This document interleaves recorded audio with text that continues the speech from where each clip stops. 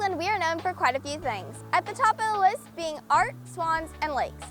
Here in Lakeland, we have 38 lakes, my favorite being Lake Muir behind me. It's a beautiful spot for taking pictures or painting art.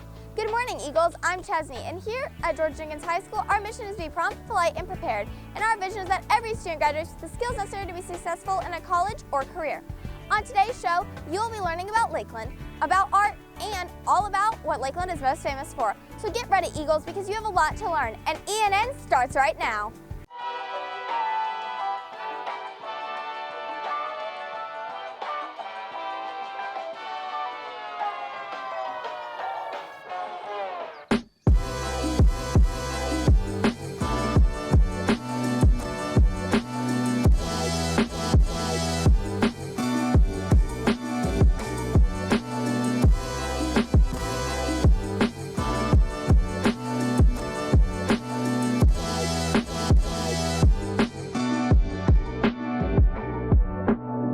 On October 13th, there will be a Spirit Night at Fuzzy's Tacos for the sophomore class. On October 19th, there will be another Spirit Night for the sophomore class at Zaxby's. Come out and support your sophomore Eagles. The scholarship bulletins on the school website are updated with September scholarships and will continue to be updated to include scholarships due each month. For more information, students can see Coach Mays in room 1215. Youth and Government meets every Monday after school in Miss Bork's room 19213. All are welcome.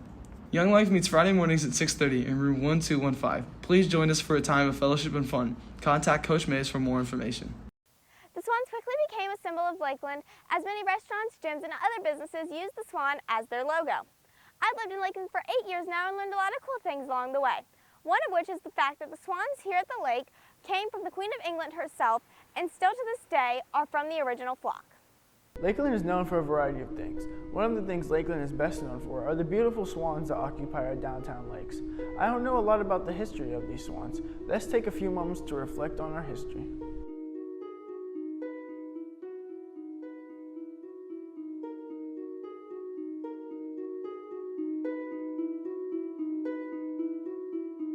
Swans have been in Lakeland for a very long time. They're recorded as far back as 1923. But no one really knows where the original swans came from. But as far back as 1923, there are records of them.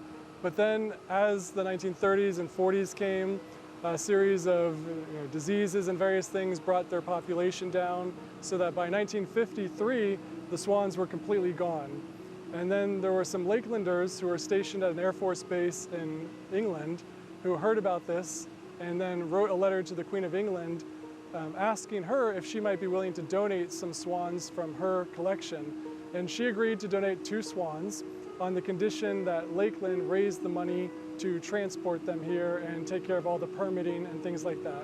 I love the deep history behind the swans in downtown Lakeland. Isn't it so cool that Queen Elizabeth came through and gifted us 2 of her very own swans from her personal collection just to help us regrow our swan population? That's amazing.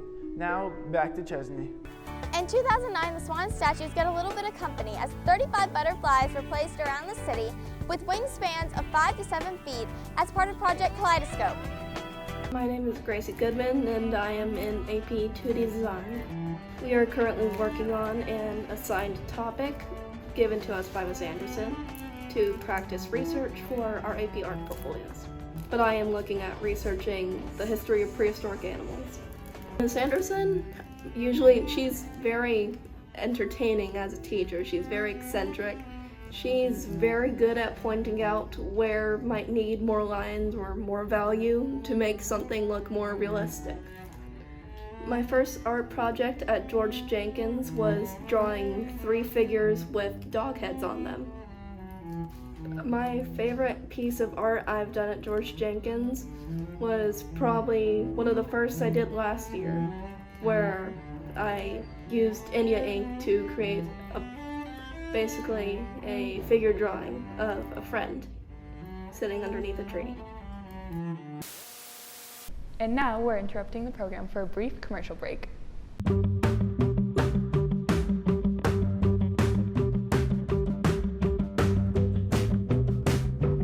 Here in Lakeland, we are one community. And with our library's History and Culture Center, you can learn all about how Lakeland came to be.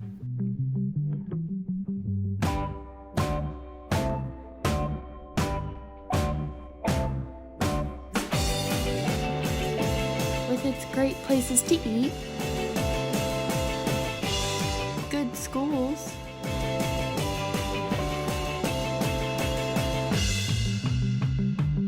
and even some awesome places to hang out with your friends.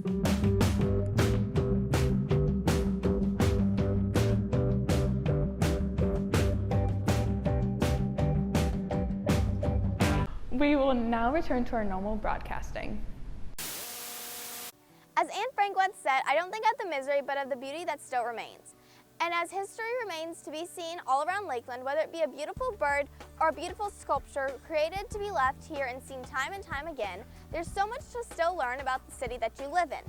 Well, Eagles, I hope you enjoyed today's show and you've enjoyed learning about the place that we all call home. I'm Chesney signing off of ENN.